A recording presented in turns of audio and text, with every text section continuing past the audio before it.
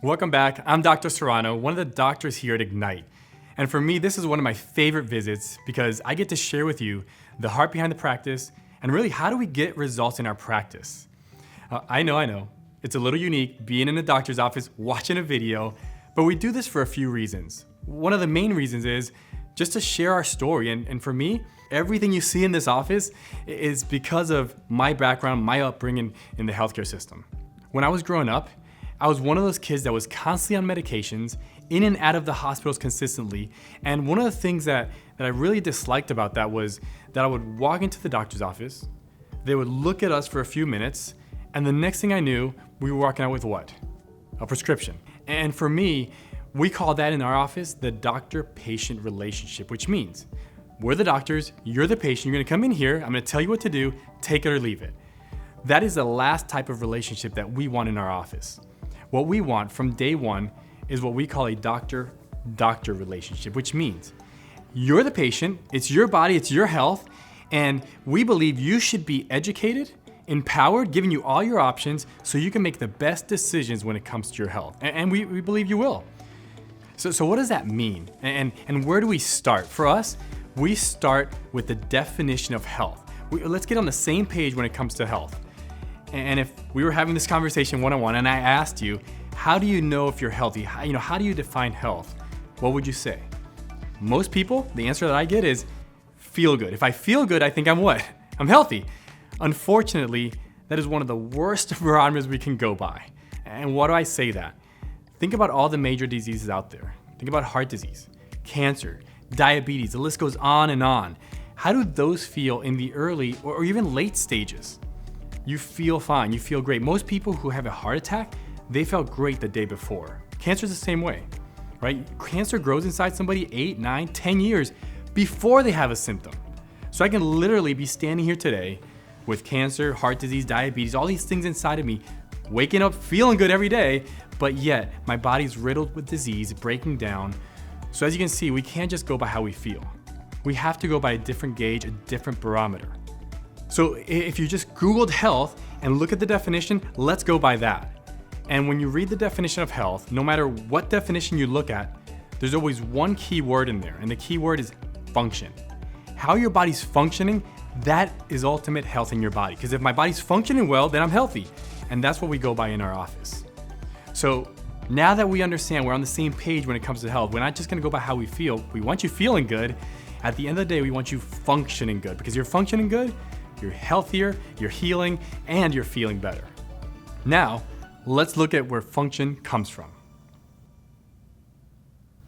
So what controls all function and healing in your body? You guessed it, the brain.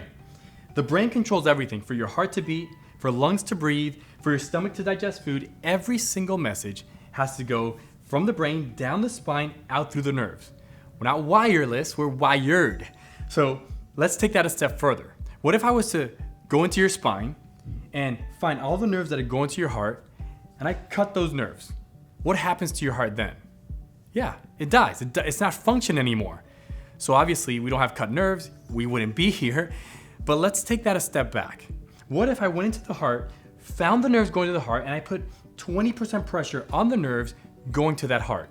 Does that heart increase its function or start to decrease its function? Yeah, it decreases in function. And that is the first step in the disease process. This is what they don't teach us. The disease process always starts with an organ or a cell or a tissue that starts to function less. And when it starts to function less, guess what happens? You start to build disease, and eventually you have enough disease cells that you have the symptoms, you have the aches, the pains, the discomfort, and what are we taught to do with that? To medicate that. To cover it up with pills, lotion, and potions. And like I said earlier, that's the last thing we're gonna do in this office. We're gonna get to the root cause, treat that, and that's how we're gonna increase function in the body. So what does that actually look like in a spine? So this is a model of the spine. These are the nerves that we're talking about, these yellow things here. These are the bones. And when you look at a spine from the back, you want a nice straight spine. Now, if I was to take an x-ray or look at your posture, and if there's twisting or bending to the spine, what's happening to those nerves there? Yeah, there's pressure. And if there's pressure on that nerve and that nerve's going to an organ, let's say it's going to your thyroid or to your bowels, is there any possible way that your bowels or thyroid is functioning at 100%? No, obviously not. So our job is to look at your x-rays, look at the position of the spine, and if it's out of position, putting pressure on those nerves, we know that there's an effect happening to your body. And that's what we're here to correct. So from the back, it's pretty easy. We just want a nice straight spine. We don't want to see massive curvatures or twisting to the spine. From the side, it's a bit more complex. What we're looking at is we want to have 3 distinct curves: 45 degrees in the neck, 45 degrees in the mid back, and the lower back. Now, for me, I keep it simple. I call these bananas. When you look from the side, you want to have a banana in your neck, mid back, and lower back. Now, out of those 3 curves, which one do you think would be the most important curve? If you guess neck, that's the one. Why? Because it's closest to the brain. Every message has to go through that curve first before it gets to any other part of your body. Actually, a lot of times they call this the arc of life. So let me show you what that looks like. From the side, you want to have that nice rounded curve. Unfortunately, because of sedentary lifestyles, desk jobs, technology, we're seeing more issues with the arc of life than ever before. Nowadays, when I have a patient come to the office and we take an x-ray of the neck, we're seeing more people lose the curve in the neck, or even worse, going the other direction than ever before, especially in kids. This is something we can help with. Now let me show you what this actually looks like on an x-ray. So these are Jessica's x-rays, and I just want to share her story. You know, she's a young girl that was recently married. She was wanting to have kids, and she's having this debilitating migraines. And then migraines were so debilitating that she wouldn't go to work. She couldn't go to work. She couldn't drive. And the one thing she could do to kind of just appease her or kind of get out of these migraines is go in her bedroom and lock herself in. And they could have lasted, sometimes a couple hours. And in severe cases, it was days before she came out. I share her story because it's the story that I see all the time when it comes to our medical system. She went to her doctor for these migraines. They gave her some medications, which kind of minimally helped at times. And just these migraines continued to progress. And what happens in our system? When one medication doesn't work, what do? They give you a second medication. And this happened. She has 2, 3 medications later. And when none of that really was working, she ended up going to a specialist. The specialist looked at her x-rays, looked at her MRI, and they gave her a different medication. And they told her, if this medication doesn't work, whenever it gets bad enough, we'll just have to do some type of surgery to either deaden the nerves in the neck or try to take some of the pressure off of the nervous system. Luckily, her story doesn't end there. There's a patient in our office, her name is Amy, and Amy was good friends with Jessica. And Jessica was over at her house telling her health story, and Amy said, "You have to come see my chiropractor." And literally without making an appointment or anything, she got her in the car, drove her into our office, said, "Will you see my friend?" And obviously, yes, we saw her friend. And as soon as we took x-rays, I knew exactly what was happening. I knew exactly that I could tell her with confidence that we can help her. Look at this. What does her x-ray look like? Does she have that natural banana in her neck? No, right? She's lost the curve. She has a 13-degree curve, not 45 degrees, the way it should be. And she also has this forward head posture. Her posture has gone forward.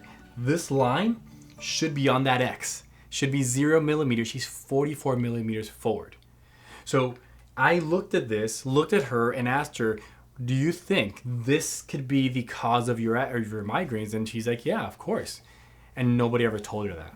So immediately we started care, we started the corrective process, and within a few weeks, she was already getting massive relief from her migraines.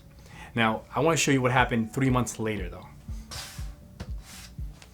3 months later, we took another x-ray, and she went from 13 degrees to 31 degrees. Not only did it go from 13 degrees to 31 degrees, but about halfway through her care plan, which about a month and a half or so, she came into the office and she was literally in tears.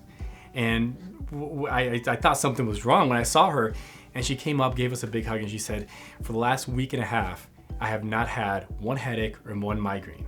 So what we did is we took pressure off the nervous system, and every single time you take pressure off the nervous system, we know that you start to function better, and when you start to function better, you start to heal better. And that's exactly what we see here with Jessica.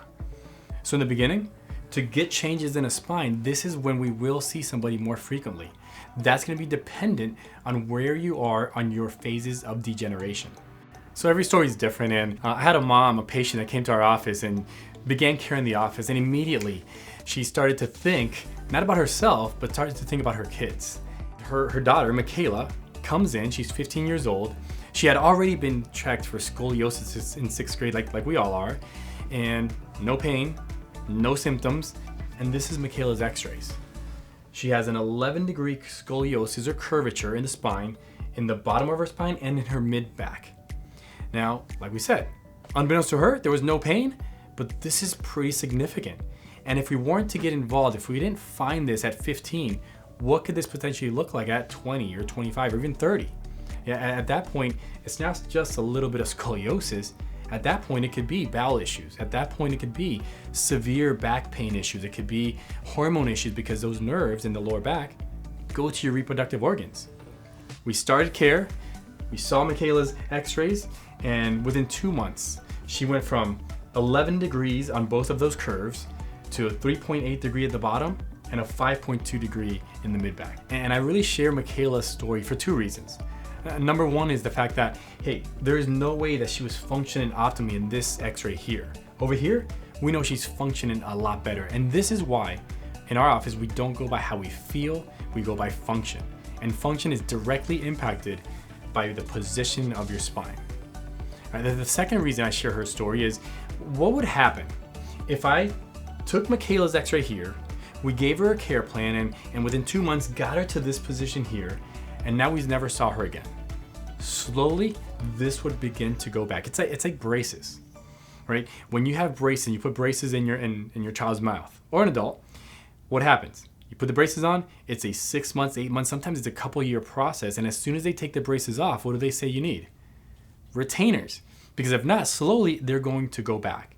So same thing. In our office, once we get the most correction possible in your spine, the next phase of care is maintenance. Maintenance, it could be as little as once a month for some people. For some people, if they have severe enough degeneration, it could be as often as once a week. Everybody's different depending on how much correction we get in your spine. So up to this point, we really have focused in on the structure of your spine. Because as you've learned, the structure of your spine impacts the function of your nerves. But in this office, we're not just gonna look at your posture and the structure and x-rays. We wanna see how your nervous system is actually functioning. How's your brain communicating with your body? And the way we do that is through our CLA scan technology. So in a few minutes, one of the doctors, they're gonna come into the room, they're gonna go over your case and your x-rays, they're gonna go over your scans as well, and they're gonna explain what the scans are, what they mean to you. But in some cases though, we haven't done x-rays and scans, and there's a reason for that. For example, let's say you're pregnant, or maybe you're bringing your newborn, baby, or toddler. We're probably not gonna be taking x-rays, and we're really gonna lean in on those scans. Because for us, the scans is our litmus test. The scans is what tells us how your brain's connected to your body, how it's talking to your body, and how your nervous system's functioning. So our goal at the end of all of this is when we do re-exams and we go over your x-rays and your rescans, we want to see changes in those scans, because if those scans are changing, that tells us that we're changing the neurology in your body. That means you're functioning better, you're healing better, and that's our goal in this office. So just to wrap this all up, from myself and the entire team here at Ignite Chiropractic and Wellness, I just want to welcome you to the family. And I hope that you're just as excited as we are to partner together in your health journey.